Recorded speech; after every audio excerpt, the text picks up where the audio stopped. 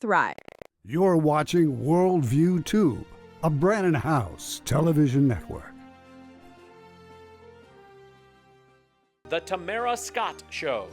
Tamara has served as the state director for one of America's largest pro-life, pro-family public policy organizations. In 2007, Tamara was named one of America's top 10 most influential kingmakers by the Religion News Association. Tamara has spent years proclaiming and defending the values of a Christian worldview that is the foundation of our constitutional republic. And now, here is your host, Tamara Scott. Hey everybody, good morning. I am Tamara, and this is the Tamara Scott Show. We help you live God's Word in today's world when the headlines hit home. Talk about anything and everything on this show. My husband laughs and says, sometimes your show's not easy to watch because we tackle the tough topics long before most others are willing to do so. We've proven that over the years and over the decades. So we do. We talk about the tough topics because you have to know the problem to be able to face it and find a solution. Unlike, politics, where they find the solution they want and make a problem to make it fit. No, we help you find the solution to those issues that you find yourself facing. And here's why. If God expects you to live through it, He's directed you how to do it somewhere in His Word. And so our goal is to help you find those solutions without becoming fearful, without becoming panicked, without becoming vulnerable, because then you're malleable and they can control you. So we do what we can to give you the resources so you can weigh it out, pray it out, be prepared, and be prepared, P-R-A-Y-E-D, and have your plan ready. God has a plan and a purpose, and it doesn't change because of the headlines or because of what somebody else may thrust upon you, whether it was a COVID-like pandemic, scandemic, or whether it was something else that the headlines showed us. God has a plan for us, and we need to move forward with that plan without the distractions of simple headlines. But we also need to know how to pray and how to be active in our community. God blesses our efforts. And yes, He could do anything He wished without our help, but He sometimes calls us to the task. So if He's placed you here at this moment in time, He's got a role for you to do. And protecting our liberties right now in America has never been more important. Yes, we have a friend in the White House, but we still have a lot of folks coming at us at a lot of different levels with a lot of different ideas. And they're not always in our best interest. So you better be prepared to stand up. And let me ask you this. If you went to a fast food restaurant and you ordered your whatever meal, combo, and you ordered your French fries, and when it came, you didn't get your French fries, did you go up and ask for your French fries? Of course you would. You paid for them. It was in the deal. You expect them. You would go up and ask. And so let me ask you this. How many of you are willing to go and protect your liberties, the rights that are endowed by your Creator, when city councils, county commissions, county boards, states, whoever it is, may be doing things that infringe upon those rights, that take those rights away, eminent domain for private gain? We're dealing with that in Iowa. These data centers that are coming in are taking up vast land, maybe causing you harm, maybe causing you EMFs and noise pollution that have health issues with them. Maybe it's your resources. Water supplies may be drained. That's in your Constitution, that it's secured, that it comes from the rights endowed by your Creator. Don't let somebody take them from you. And so if you're not willing to stand up for those, but you'll go get your French fries, do you not care about your freedom as much as you care about your French fries? Stand up, my friends. Know your rights and protect them, not just for you, for your family, for their future, and for those who will follow us, just like our founders did. All right. I didn't have any of that written down. I didn't know I was going to say any of that, but I want to welcome our guest. I'm excited to have Nick Owens. He is an attorney in Southwest Ohio. He lives in the rural Brown County, an hour east of Cincinnati in Georgetown, which is the boyhood home of Ulysses S. Grant. And Nick has a business degree. He has a law degree. And before he was a licensed attorney, he worked for his local member of Congress for 5 years, including working 2.5 years on Capitol Hill. That's no easy feat. And what an experience and education that would have been as well. He is now he was an assistant prosecutor for 7 years, where he prosecuted thousands of cases from traffic tickets to murder. Since 2020, he has been in private practice where he successfully won 2 federal civil rights First Amendment cases and an Ohio Supreme Court public records case. He is a champion of people, of justice, of the Constitution. He's also a former elected member of the State Board of Education in Ohio, a former county Republican party chairman. Lastly, he was an FBI informant and testified in federal court as a prosecution witness in Ohio's largest public corruption scandal in its history. You can tell a lot of interest here. We could do a lot of different shows with him. He's a co-drafter of the proposed Citizen Ohio Constitutional Amendment, an initiative petition to ban large-scale data centers over 25 megawatts, and he's a leader in its affiliated group, Conserve Ohio. You can find Conserve Ohio online. Nick Owens, thank you for joining me on the Tamara Scott Show today. Thank you for having me. So appreciate the work you're doing on behalf of freedom, on behalf of your fellow Ohio citizens. So where would you like to start in explaining to our viewers this battle? We've talked to them about data centers. We've talked to them about a lot of the health and a lot of the other issues. That the land use is my concern, taking up viable production, food crop, food land, farmland production, the cost, the energy drain, the water drain. Where would you like to begin? Well, first and foremost, I feel like in Ohio and all throughout the nation, our way of life, particularly our rural way of life, is under attack. And one of the things that wasn't mentioned is actually I was an alternative delegate for Donald Trump at the RNC convention in 2024 in Milwaukee. And what an amazing time to see Donald Trump live in the flesh right after his near assassination attempt. So I say all that is I'm a Republican to the core. But with that being said, you know, there's a lot of Republicans pushing this and Democrats pushing these data centers all across the country. And this is a bipartisan, nonpartisan issue where we, frankly, in the rural areas and city areas all throughout our state and our nation, just want to be treated properly, respectfully, and don't want to be abused. And from how it all started for me here in Brown County, again, an hour east of Cincinnati, is that we have this mega site, about a 1,200 acre parcel that's been promoted by the local economic development groups for about 20 years, including regional, state, and then the county economic development.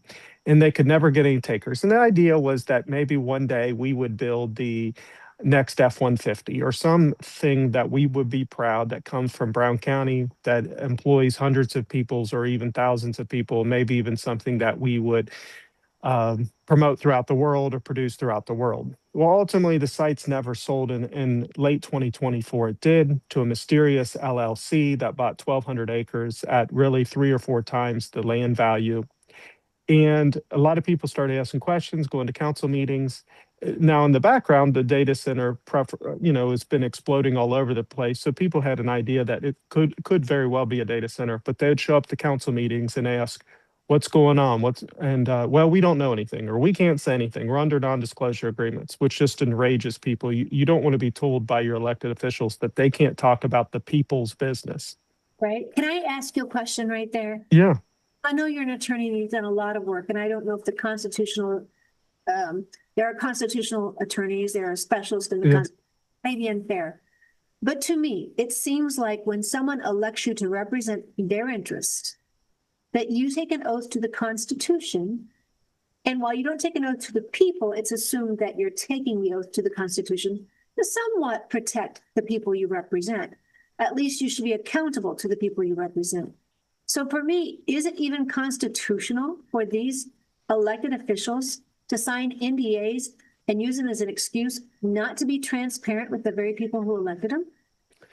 Well, that's an excellent question, and I don't like to throw around things that are just unconstitutional because they sound horrible or they sound antithetical to normal and good government. I'll say this, I think it's a direct violation of somebody's oath to frankly be bound by a private contract between whether it's a small business or in this case, oligarchs in the big tech world. And it's just disgusting. I'll say with one caveat on that, there's a lot of our rights and rural. A lot of people get pushback to the ACL, particularly conservatives like myself, give pushback to the ACL type lawyers and things. But frankly, we need ACLU type lawyers on both sides of the political spectrum and in the middle, because a lot of times our constitutional rights and our statutory rights in our local, state, and federal areas, frankly, those rights don't get enshrined into law until they're tested at the court level.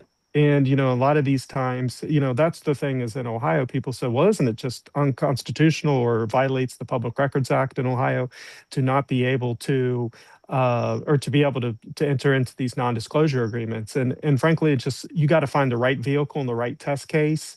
And let's be honest, a lot of times the government protects the government. It's government lawyers protecting the government, and it's a government paid judge. So you also have to make sure you bring the right case at the right time.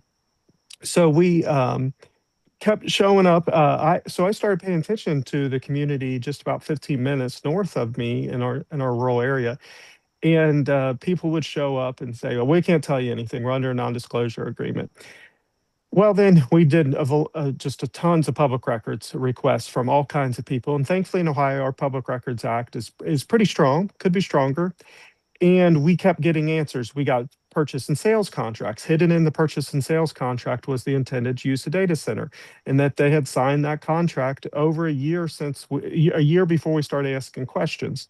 There was zoning that we found that was completely overhauled by emergency legislation, 192 pages, complete zoning overhaul, buried in the middle of it, permitted use as a data center. There was emails where they had conversations about these things. We even asked the mayor, what's going on? The village council members, what's going on? The mayor had direct emails with the developers under a Shell LLC number, Project Canvas, and where they were talking to each other. And at one point, somebody said, Mayor, why have you been lying to us? And his response is, I don't know. And so people are just disgusted by the secrecy, and that's notwithstanding all the harmful effects of what a data center could bring. And I want to make this point is a lot of our first generation data centers in Ohio, and I'm sure in Iowa and other places, were created about 10 years ago or 8 years ago. And that's probably about the normal size of a Walmart sized building or a large distribution center.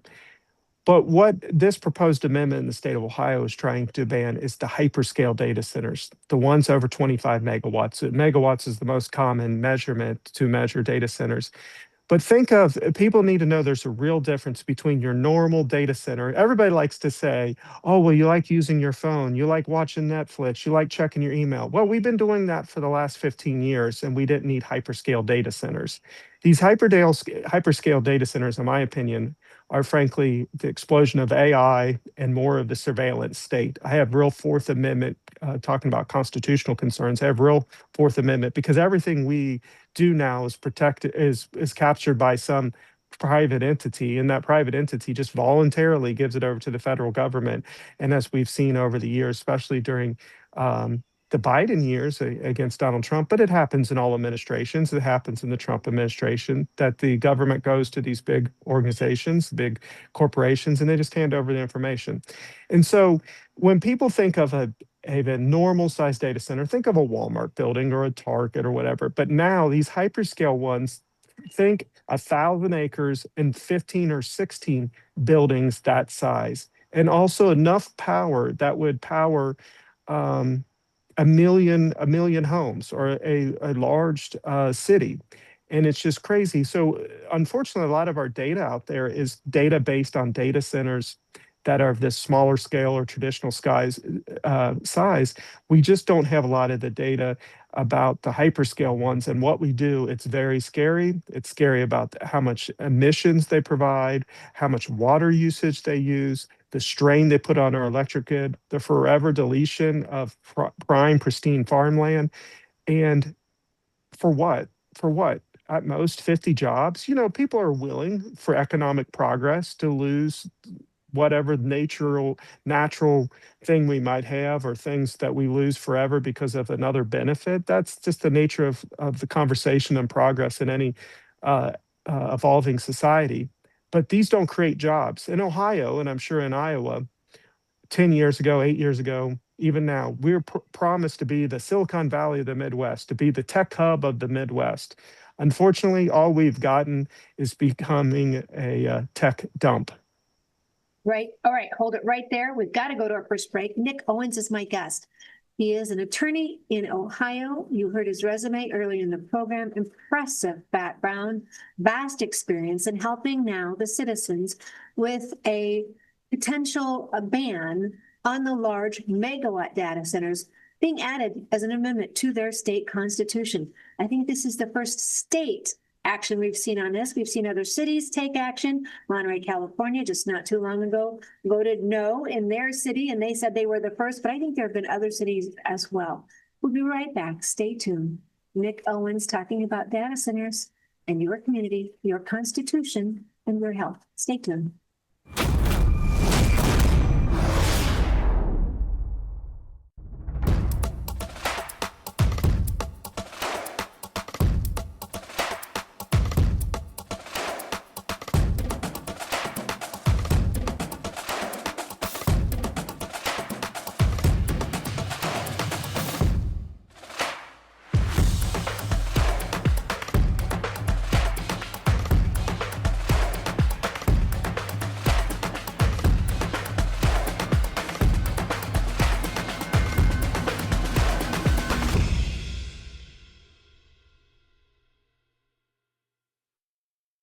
I need to tell you about our Bella Grace. The slender little sachet has the elixir with the collagen, astaxanthin, and cat's claw.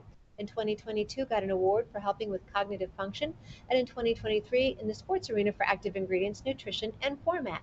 But the best is what we hear from so many of you. You have noticed better joint health, improved mobility, less eye strain and fatigue, helping with computer vision syndrome, visual acuity, depth perception, alleviating dry eyes, but also helping with your immunity, your stress management, endurance, less fatigue overall, not just eye fatigue, muscle recovery, mental clarity, focus, and gut health. Then there's the fun list. The firmer, smoother skin texture, fewer fine lines and wrinkles, improved skin elasticity, decreased age spots, more even skin tone, improved skin hydration, reduced oxidative stress, healthier nails, less cellulite, hair health, better sleep. Who wouldn't want any of those? Call them beauty items if you wish, but who doesn't want to feel a little bit better or more confident when you're going to present in the public square, when you're going to speak at a city council? And who just doesn't want to feel a little healthier? Maybe they're just byproducts of being healthier. More information at tamara.bellagraceglobal.com, tamara.bellagraceglobal.com. All right. As I tell you, some of our best conversations are during the breaks, and sometimes the breaks aren't just long enough for me to get all the information I'm asking. As you know, if you know me, I'm asking Nick about constitutional issues on the Fourth Amendment. He brought up the surveillance. I think that's a concern of many people. Young people are saying no to these data centers. We thought the generations to follow were all about their screens, all about their social media, but a lot of them are saying no to it for whatever reason. And they're certainly saying no to the data centers, which is was a surprise to me. And I was reading earlier this morning about 4 o'clock, and I wish I could store everything by category. I know you can by AI, but I don't use AI a lot of times. But it was talking about the, now I've lost my train of thought. It was talking about some of well, I'm gonna have to come back to it. I am, sorry. But on this issue, there's just so many underlying issues that are problems with it. It's not just one or the other. There are so many other, it's like peeling back the onion, as they say. There's just a variety of issues on this. Okay, so Nick, you said 1 million homes. These new data centers could power 1 million homes. We're hearing about, is it the O'Leary? I can't think of his name. Kevin O'Leary in Utah. Yeah, and so his is so huge that it would be the size of Manhattan.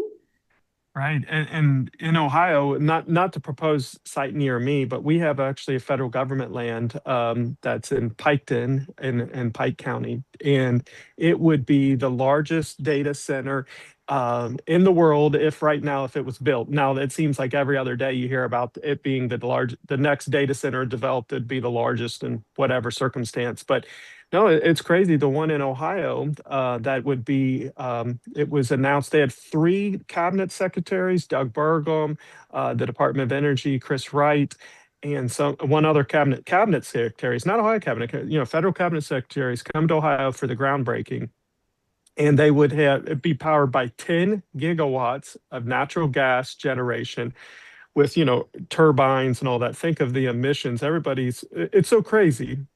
I like to say in Ohio, at least Ohio is probably nationally, that Republicans right now, which I am one, are controlled by big tech. The Democrats are controlled by unions, and they're both controlled by utilities, large utilities, and they're all making money off these deals. And it's just crazy. I mean, as it speaks to Democrats, they were so concerned about green energy and saving our planet, which I care about our planet. I want to save our natural resources, but all of a sudden they're all looking the different way as we have to use all these fossil fuels to power the data centers.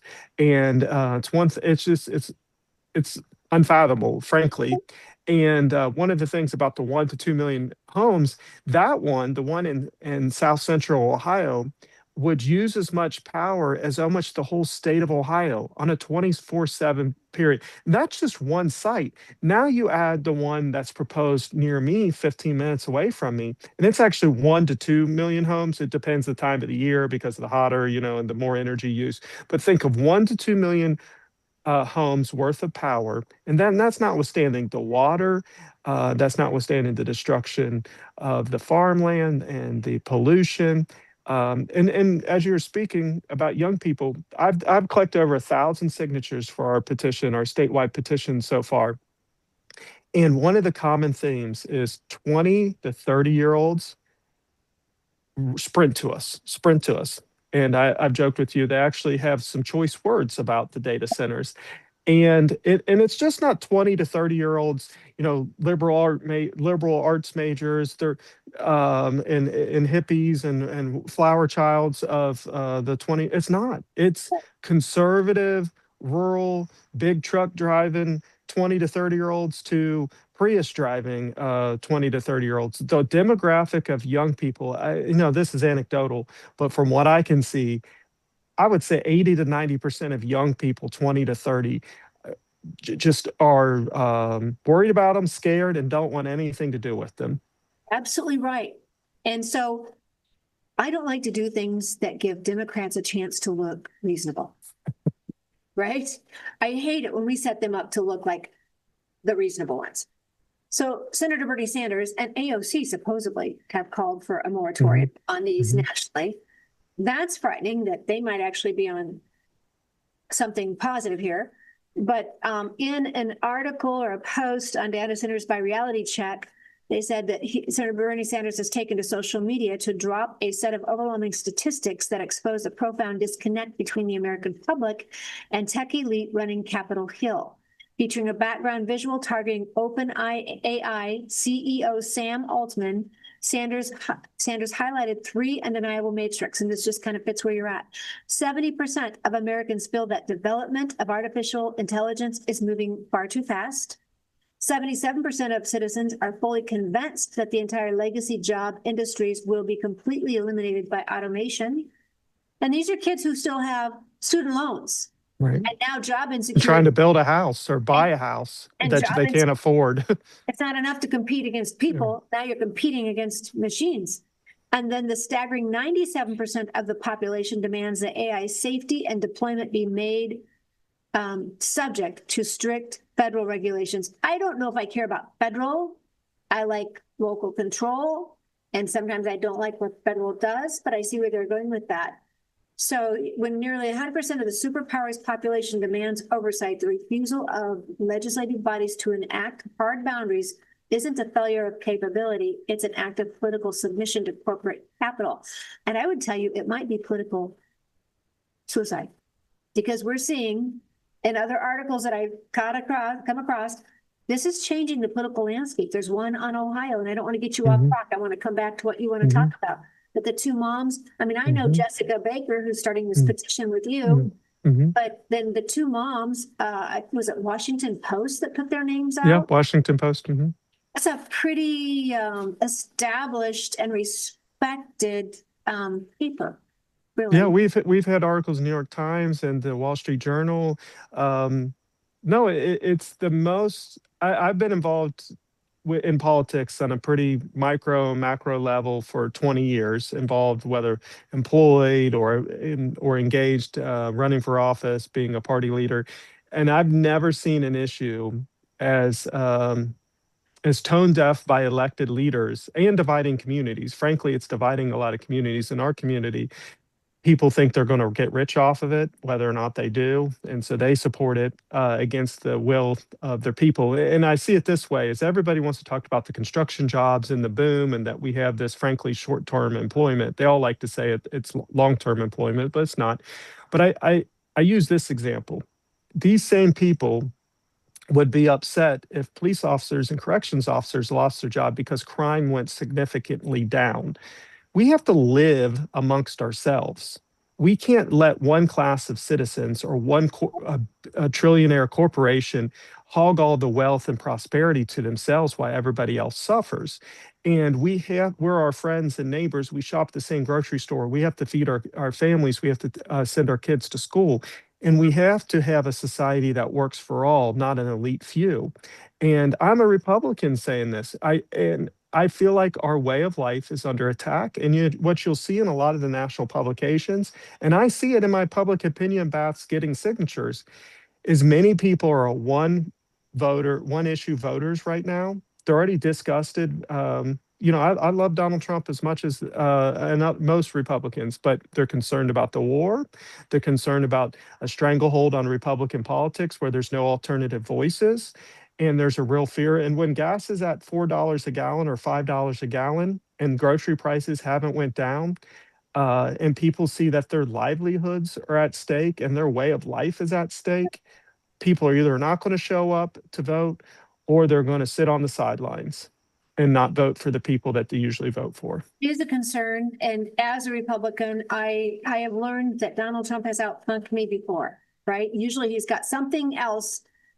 I wouldn't go about it that way, and yet he does, and he's trapped someone in and or exposed someone. So I'm hoping and trusting that the war in Iran, I hope it is not called off. I don't want to see a ceasefire. I want to see an end to the threat. That's what I want to see in Iran. Agreed. And so I'm hopeful he stays the course until we get it completed there. On the gas, I totally people I don't know if it's political tone deaf, but these data centers are going to make a difference in this election.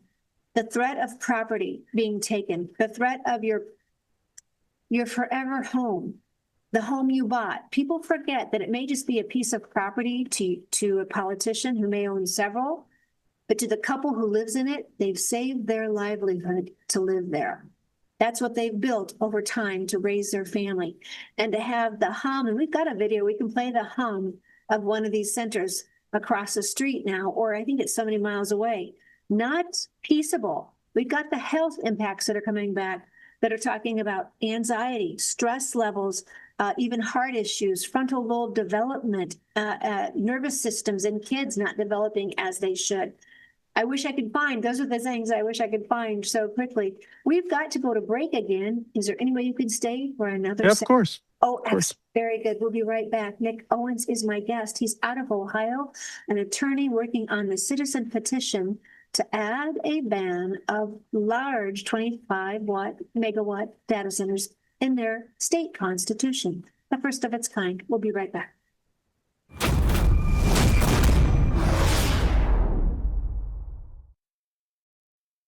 Two years ago, whatever was 100% of my traffic to my website, it's been crashed by 95%. That's stunning to me. Mostly Google has done it, but other actors as well. What's happening on a global basis, there's a war against free speech. It's not just an incidental thing, oh, we just want to shut somebody up. That's not it. This is an orchestrated, top-down war against free speech. All the things you have coming out of Worldview Tube and Weekend, etc., All of these things are expression of free speech.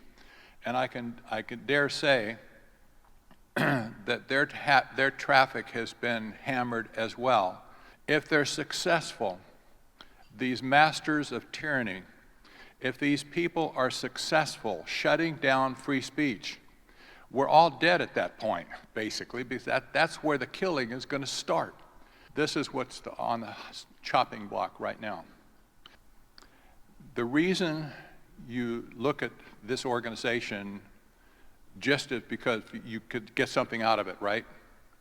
You should look at this organization as an organization that needs to support just to keep free speech alive, period.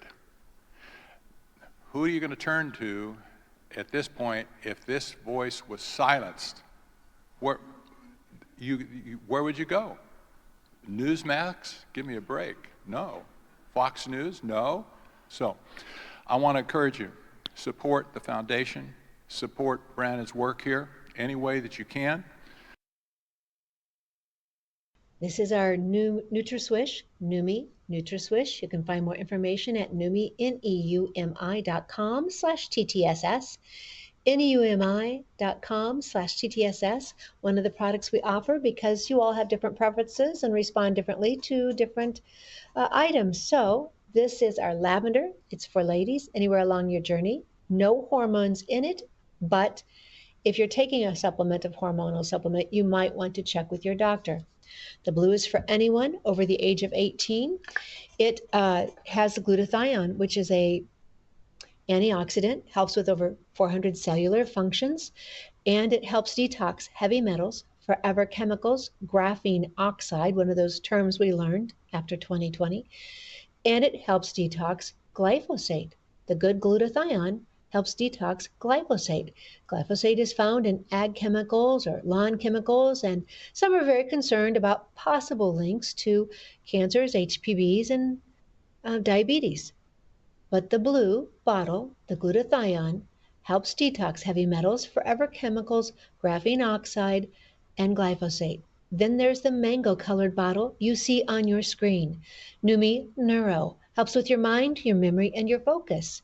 Now, again, after 2020, we heard something about brain fog, a term we'd not heard before. Whether it's from a virus or a vaccine, many have found relief, a little help, with Numi Neuro, the mango-colored bottle. When used with the blue bottle, it is so positive that the American Brain Council wrote about it, and it looked like an endorsement. Though we're told they don't write endorsements, it was simply a positive review of what they saw. You can find more information at Numi, neumi.com/TTSS, neumi.com/TTSS for the Tamara Scott Show. Why? Because we want you feeling your best. And when you use that TTSS link, you help us be our best. All right, everybody. Thanks for staying with us. I am Tamara Scott, the Tamara Scott Show, helping you live God's Word in today's world when the headlines hit home. Nick Owens is my guest today. If you see me looking down a lot, I'm taking notes. This is my classroom. And so much good information coming here from Ohio, where they're working on a citizen petition to add a ban to 25 megawatt data centers in their state, adding it to the state constitution. First of that I have heard. But as we've talked, the resistance continues to grow. We talked earlier was in March, I think, Festus, Missouri, ousted the city council when they voted in a data center against the will of the people. And I think you're going to see more and more of this. Tom DeWeese, has been on this show, American Policy Center. His AI data center is the cover on the New American Magazine this month. And he said it's the fastest, and I think he's been involved in this. I was interviewing him in the 90s. So he's been involved in this for several decades. He said this is the fastest growing movement, organic movement, quick growing, coming together, as you said, Nick, from all kinds of walks of life, all ages, all different political backgrounds, different socioeconomical backgrounds. People just don't want to have something forced upon them. I think, too, it's the AI surveillance that you mentioned, and we could talk about flock cameras sometimes. I'd love to have you back if you want to talk about that. I think it's also just the farmland and the NDA is in secrecy. Yeah. So where would you like to come back? Well, I'm outside on my patio and it's starting to rain, so if that's good, so that we can have water for the data centers consumption in the state of Ohio. But one of the things I just want to talk about is the coalition that we're building. You know, many polls that I've seen, just regardless of age demographic, about 70% of Americans, or at least Ohioans, support some sort of some sort of moratorium or even a ban. And a lot of the politicians, we had even had an Ohio congressman got some news that he wrote the FBI that the FBI should investigate this because we believe that the Chinese is pushing the pushback to data centers, that they're creating the resistance to data centers, and it's just a joke. I mean, I wish that congressman in Ohio would come and spend a few hours with me collecting signatures. I wish other people would see this. There's this propaganda that, you know, all this resistance, it must be from China. I've made $0 off this. Frankly, I've volunteered my time to help organize this. I've volunteered my time to help draft the language for the proposed constitutional amendment. We have countless individuals. We have a core group of our group, but then we have dozens, if not hundreds, of volunteers every day collecting signatures, and not a single person is being paid. We're an all volunteer effort, and for these people, including my fellow Republicans, to say that we're Chinese propaganda is disgusting, and it's so frustrating. And so I hope that stops. And, you know, and one of the things I truly believe, it's politicians of all stripes. But in Ohio, we're an all Republican state, an all Republican Supreme Court, legislature, and the governor. And what 20 years ago was the last time we had a Democrat governor. And we have many Republicans in the state of Ohio that think we're a forever permanent class of Republicans. You know, just the state 20 minutes south of me, across the Ohio River here, Kentucky, they have Governor Beshear, Andy Beshear, who got elected by like a 10-point margin. And that's like an even bigger Trump state than Ohio. So this fact, I know, and it's very common that states will have a Democratic governor and vote overwhelmingly for Republican president or vice versa. And our policymakers and elected leaders in the state of Ohio just think, again, we're going to be forever red. And what puts the Republicans over the limit, or over allows them to win statewide office in Ohio, is collectively the rural areas, our urban areas of Cincinnati, Cleveland, Columbus, Toledo, Dayton. They vote Democratic, and they voted in large margins. But collectively, all our rural areas are the ones that put our statewide elected office holders over the top as Republicans. And where are all these data centers coming? In ruby red areas. You're talking to a Republican who's completely frustrated that our way of life is under attack. And I'm just not an isolated case. All these data center growth is going to where ruby red votes are. And that's the case in Georgia.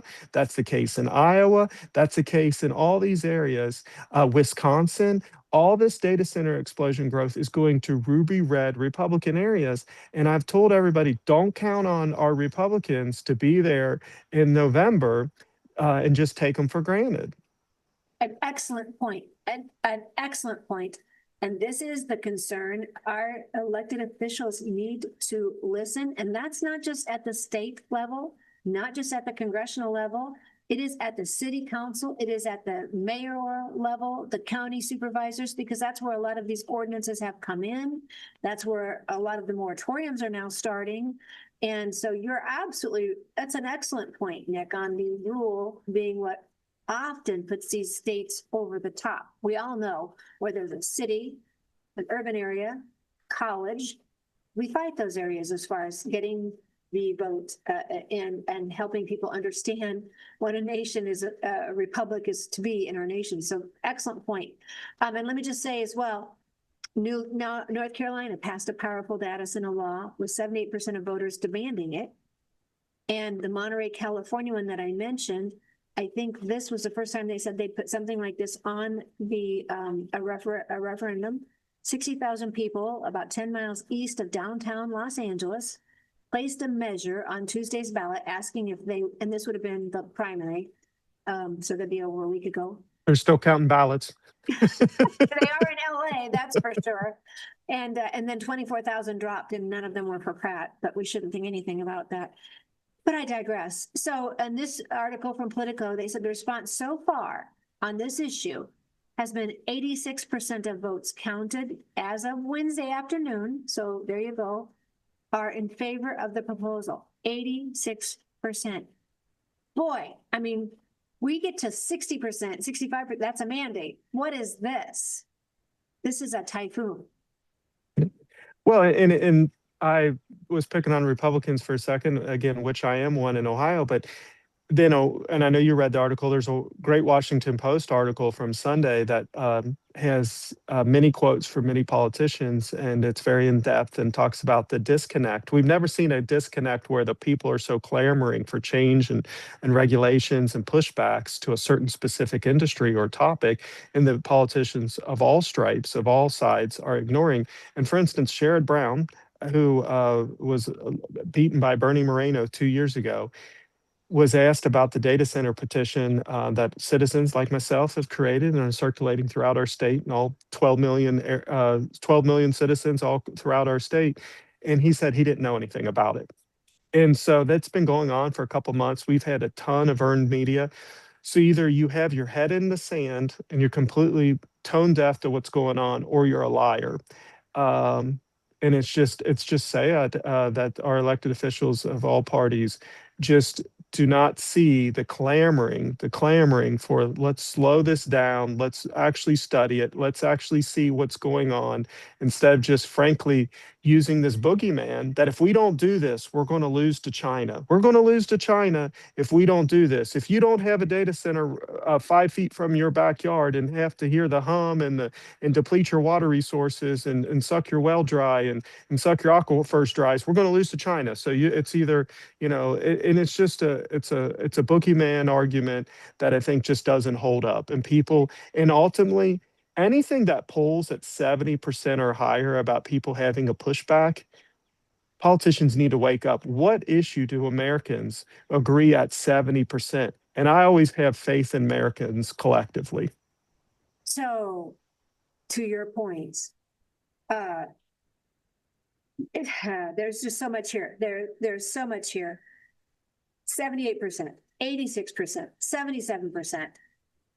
They have got to wake up. They have got to listen, or we are going to be in trouble. And so my thanks to all of you who are working on this in Ohio. Thank you to the great work that you're doing on this. And I think as well, okay, you mentioned China. We hear this. You're right. It's a boogeyman argument because, as we told our viewers, you can go to Visual Capitalist, I think it is, Visual Capitalist or Visual Capitalism, and they're tracking states with the most data centers, states now restricting data centers, countries with the most data centers, and they rank them. And guess what? America is ahead of China, like by 4 countries. They have apparently 400. We have 4,000. They're apparently going up, which I've said on this show. I don't understand why it has to be our prime farmland. Why don't we go to the inner city where it needs refurbished? Why don't we go in the inner city where there's concrete anyway and build up? Why do we go on our vast and best farmland in the Midwest? So this argument about China, they have 400. We have 4,000 and counting. We've already won that war, if that's truly what it's about. But what's the difference in winning the war if you become them? Because these data centers, I'm not even sure, Nick, do they store the data or do they store the equipment that processes the data? And that's what the cooling is. Either way, we know it foments the surveillance, as you said. Oh, we're creating a surveillance state. I certainly watch Fox News, but I don't watch it often. But recently, when the president was over in China, Brett Baer did a little segment about how his driver had gotten a a parking ticket. I don't know if you saw the segment. Got a parking ticket. Within 5 minutes, the person got a text on their phone that they had gotten a parking ticket and that they owed $50 or whatever. how did they know that person's cell phone number? How did they know who that car connected to? The surveillance and the connectedness of society is just like we're losing our ethos as Americans with regards to the surveillance state, and frankly, it's turning the Fourth Amendment upside down. And as we saw during the Biden years, and again, somewhat through the Obama, Bush, every presidency, as I mentioned earlier, is the Fourth Amendment is frankly just thrown out the window when it comes to all this data is collected by private entities, and there's no, they don't even ask for get a warrant to get it. The government calls and says we want your data, and then somewhere in some form, because if you want to use social media, or if you want to use your phone, or if you want to buy an Apple iPhone, Apple actually is probably one of the better Fourth Amendment protective devices, but most of these places they bury it in the thing. Well, we can give your data away because if you want to use our product, we got to give it away. And what other choice do you have? It's like that credit card, what you want to sign up for, that thing you sign up for online. Do you really have a choice to say no? Right, right. You can read their agreement, terms of agreement, that you won't participate if you don't just say yes. All right, so we've got to go to our last break, and then I've got till 55. I've got to be done at 55. Now, Nick, you are welcome to stay if you can. We can get to an action item of what you can tell people how they can help in their states. Yeah, I'm good to stay. Excellent. Very good. We'll be right back after these messages. Stay tuned.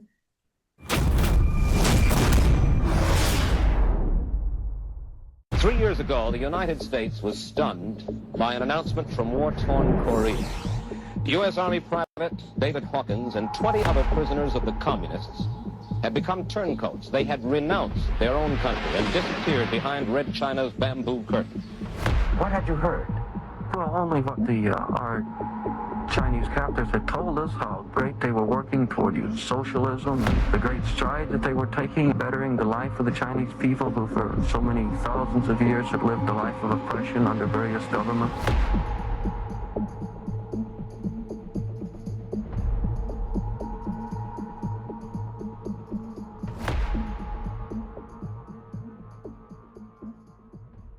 You're watching Worldview 2, built on the 35 years of Worldview books, documentaries, research, high-profile interviews, and the radio and television broadcasts of Brannon House. All right, and as you know, we offer you a variety of products on this show. This is the Frequency.com. Frequency.com, this is trace minerals, because even if you're growing your vegetables, sometimes the soil may not even have the minerals that we used to think were there. So this is just one more way to add. Now, we offer you a variety of products on the show, not that we expect you to take them all, buy them all, but you all have different preferences. Your bodies respond differently to different ingredients, and you have different ways you might like to get your nutrients. So among the Bella Grace we talked about, and the NutraSwish we talked about, here is the Frequency. You saw it on the screen right there.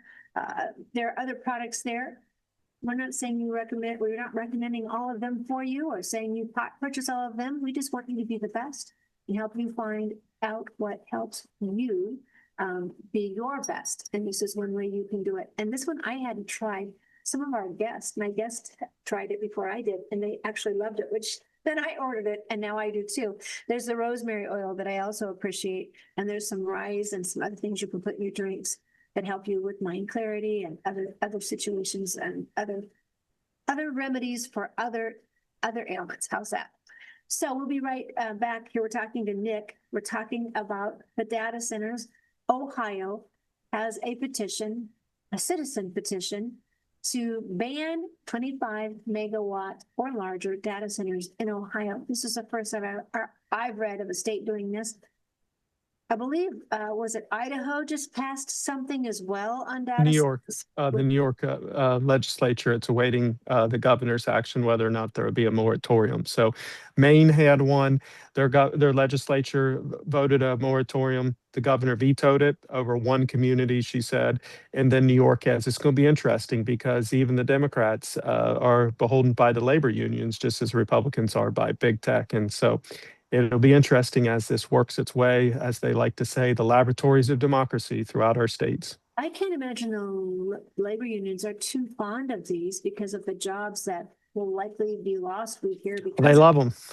They love them. They're testifying yesterday. I mean, they love them because it's all the employment, it's short-term employment, but it's all the Gotcha. tradesmen. They need all the electricians. They need all the steel workers. They need all the demolition or well, not excavation. I mean, it's all the trades for a because they're short building. time, for Yeah. a short time, for the building, and then it's over.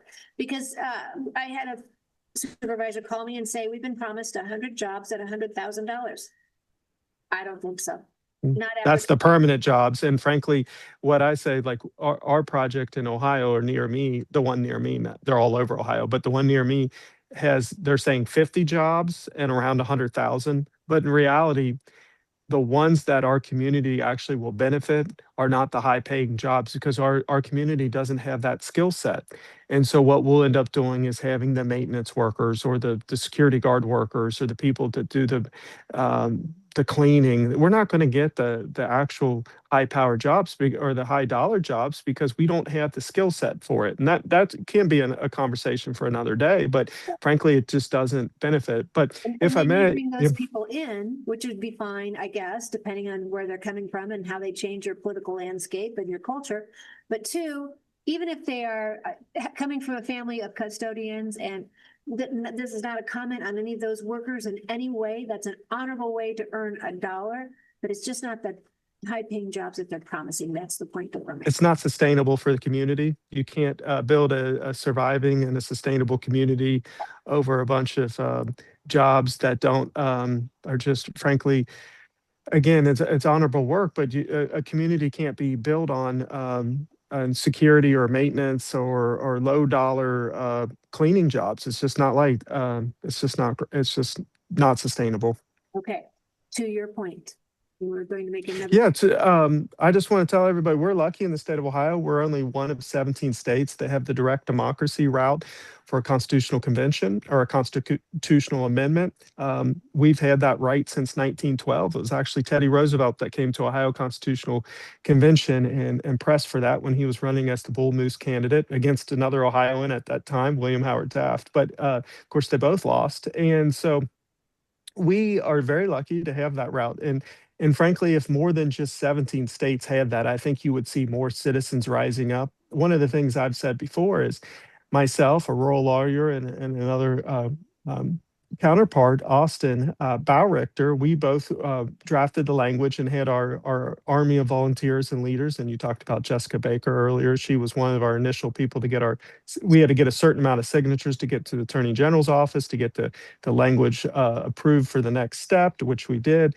But it's crazy that two rural lawyers in Ohio are the ones coming up with this language.